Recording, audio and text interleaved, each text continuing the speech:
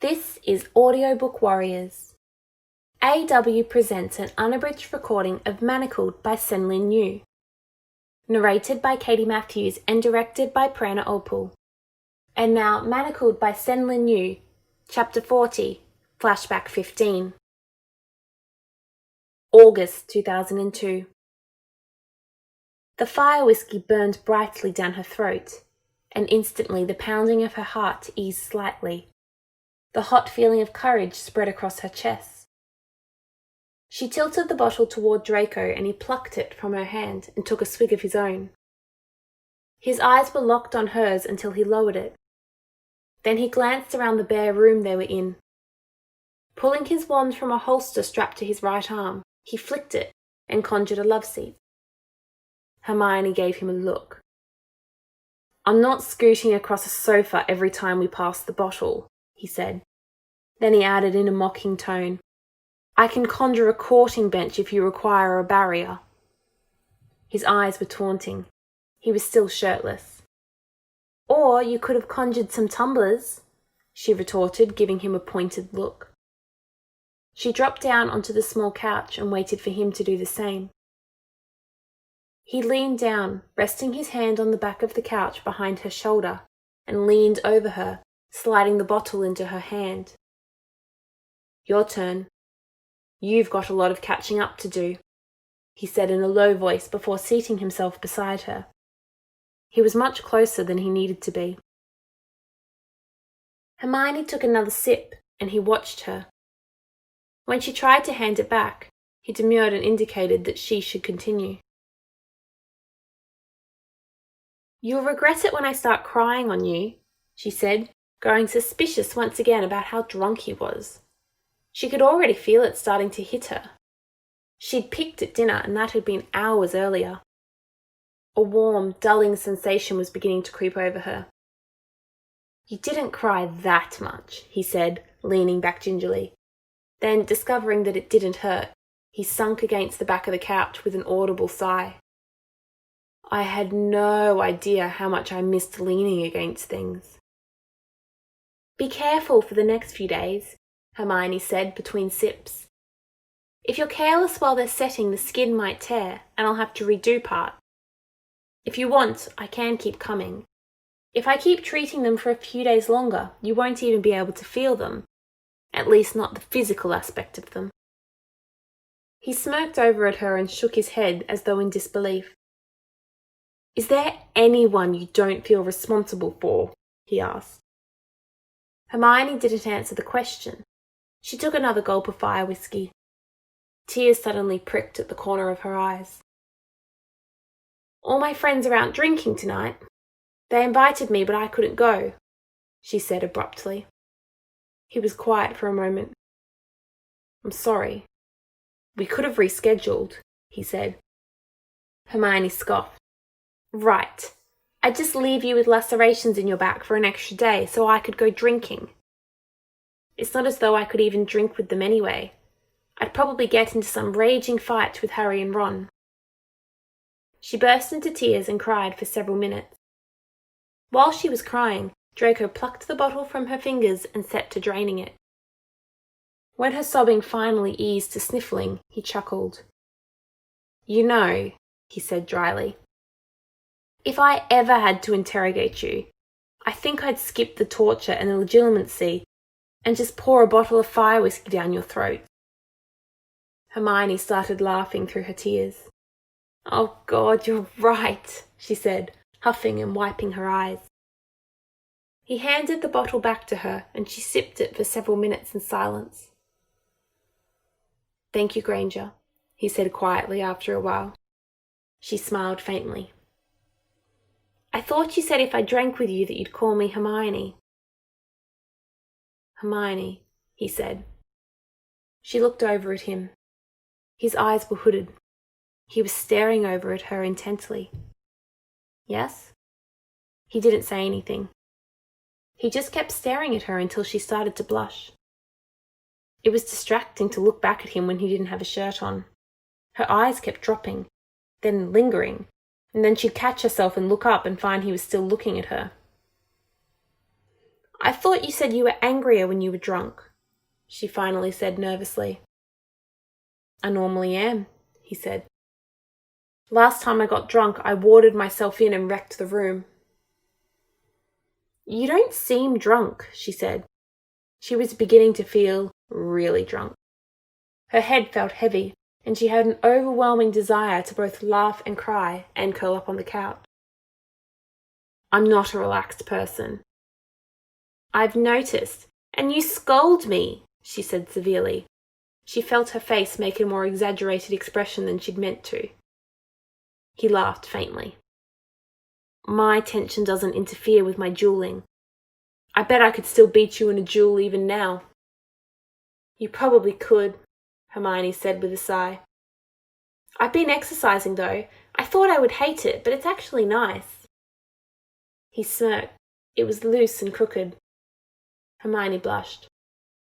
You should put a shirt on, she finally said shrilly. You must be cold. Suddenly, her hand was in his, and he had pressed it against his chest. She gasped faintly with surprise, and felt her heart rate begin rapidly increasing. Do I feel cold? He asked in a low voice. He'd sat up, and they were suddenly very, very close. So close Hermione could feel his breath against her neck. A shiver rolled down her spine. No, she whispered, staring at her fingers splayed across his chest. She'd spent hours touching him as she treated his wounds, but being face to face made the physical contact suddenly intimate.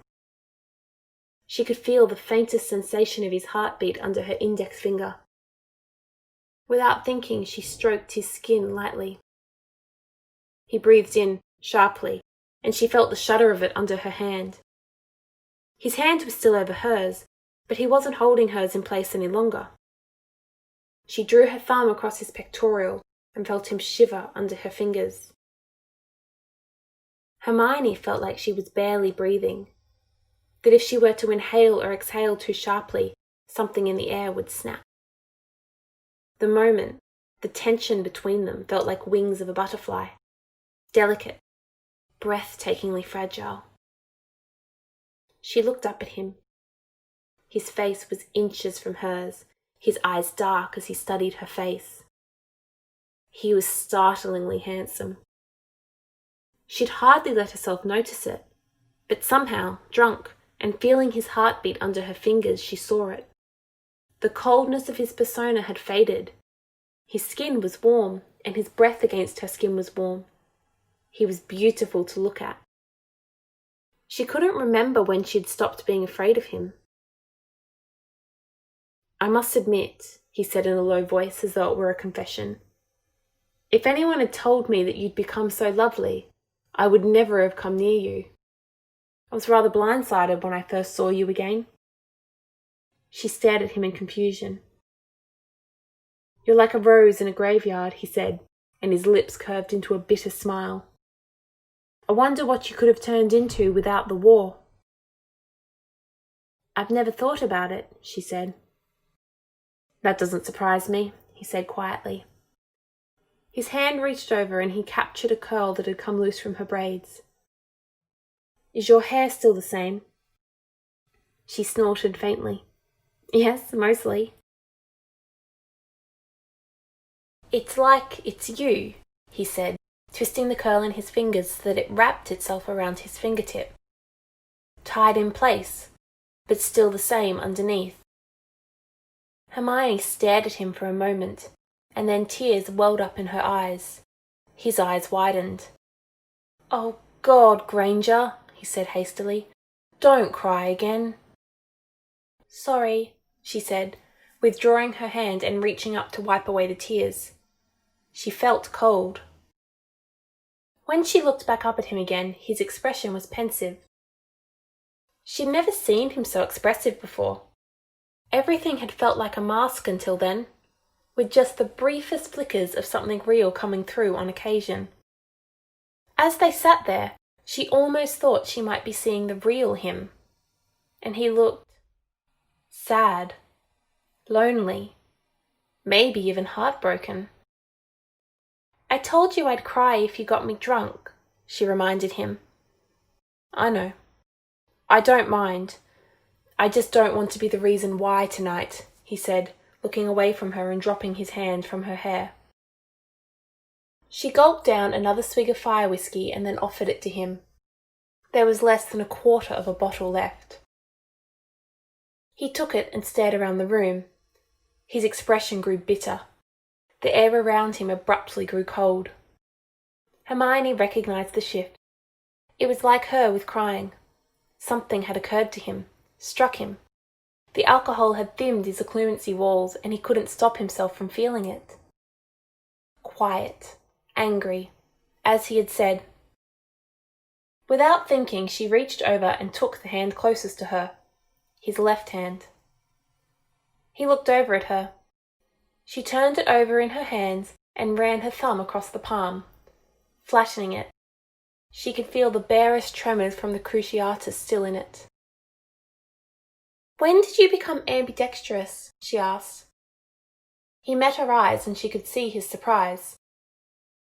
"When did you guess?" he asked after a moment. "Your holster is on your right arm, but you've always used your right hand when dueling with me," she said. "And you have the same wand calluses on both hands. I noticed it the day I first worked on the runes." "Clever," he said. Hermione smirked. "Only figure that out now?" He snorted. "Humble too," he added dryly. She drew her wand and muttered the charms as she tapped the tip across his hand, trying to relieve the last of the tremors. "You don't have to keep healing me, Granger," he said after a moment. She felt herself blush under his gaze. "Hermione," she reminded him. "You look sad. I didn't know if you'd want a hug from me, so I thought of this. I thought healing you at least is something you would want." He was silent and she continued massaging his hand, running her fingers over and against his. He had long, tapered fingers. "And if I wanted something else?" he said quietly. Her hand stilled and she looked up at him. It felt as though all the oxygen in the room had suddenly vanished. Her heartbeat tripled and her chest abruptly felt hollow. "What do you want?" she asked cautiously. She studied his face. His eyes were dark, but his expression was relaxed, curious. His hair had fallen down over his forehead, softening his angular features. He looked young. "Will you take your hair down? I want to see it," he said. She blinked. "Really?" she asked with disbelief. He just gave a short nod. She slowly reached up and pulled the pins out. The braids tumbled down and she pulled the ties off them and started slowly running her fingers through to unbraid each side. When she reached the top of her head, she dragged her fingers through once more and then dropped her hands onto her lap. "There, my mane." He stared at her for several seconds in silence. "I didn't realize it was so long." "The weight makes it more manageable," she said, glancing around, not sure where to look. She gathered the pins in her hands and pocketed them. The tip of a long curl brushed along her wrist, and she started slightly. She wasn't used to having her hair down anymore. She normally only unbraided it long enough to shower, and then had it tied back before it was dry. She felt almost Victorian, as though having her hair loose was revealing something deeply intimate about herself. Draco leaned forward and laced his fingers into her hair along her temple. His expression was still curious. She shivered, and her breath caught as she felt him slide his fingers through it down to her waist. "It's softer than I expected," he said. His eyes were fascinated. She'd never had anyone take interest in her hair. The entire interaction had moved beyond her comfort zone, and she had no idea what she was supposed to say or do. She stared at him and realized his eyes had become somewhat dazed-looking. He was really, really drunk. Suddenly his face was even closer, just centimeters from hers. His hand slid up her neck and tangled into the curls at the base of her skull. It was so vulnerable, intimate, sensual. He wasn't looking at her hair anymore. His eyes were on her face, on her mouth. They were so close. "If you don't want me to kiss you, you should say so now," he said. She felt the breath from every word against her lips. Everything felt surreal, like a dream, blurred and full of sensations. She could feel the weight of her life bearing down on her, crushing her until she could barely breathe from it, until she could barely breathe from the loneliness. But she could also feel Draco's hand in her hair. He was gentler than she had thought he could be, warm to touch, beautiful, so close she could feel him breathing. He was looking at her like he saw her, and he was asking. If she hadn't spoken to Harry that evening, if she hadn't been so drunk, if she weren't so lonely, if the evening's revelation hadn't been that Draco Malfoy was actually nice when drunk, she might have done something different. But she didn't.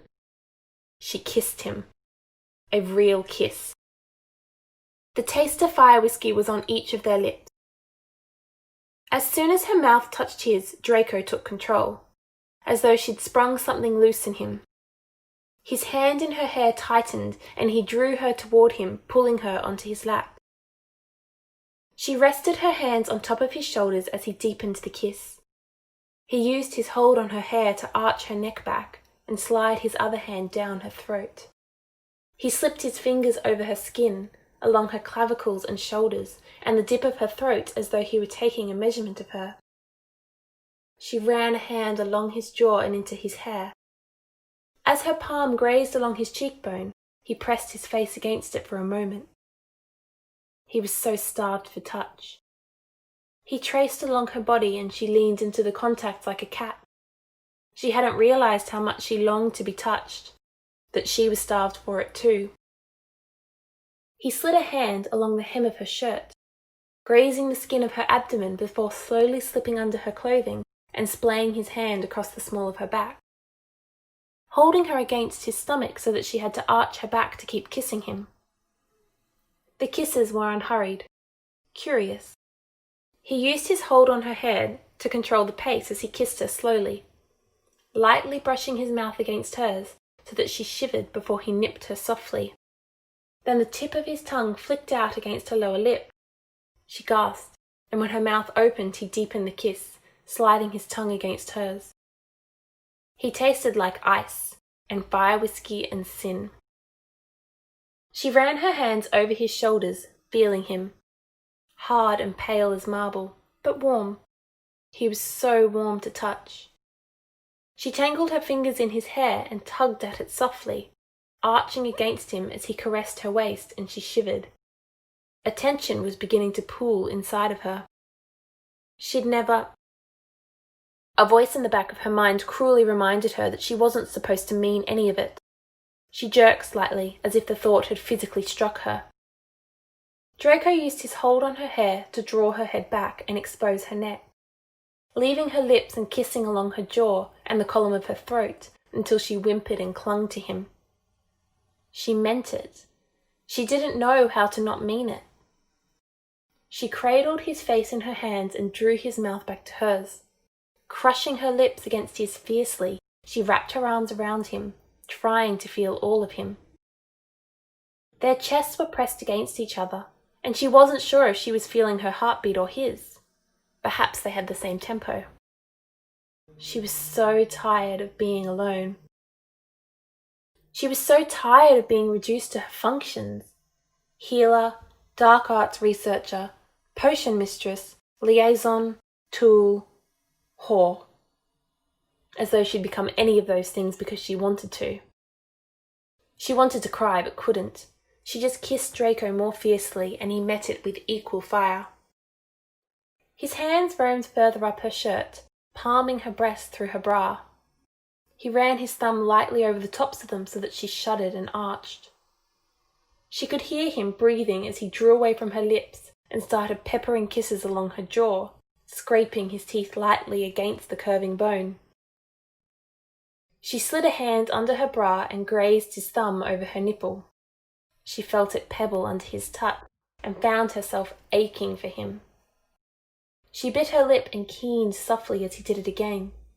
She was clinging to his shoulders. He shoved her bra up and squeezed her bare breast. His mouth was hot on the juncture of her neck and shoulder, and she felt him lightly sucking on her skin.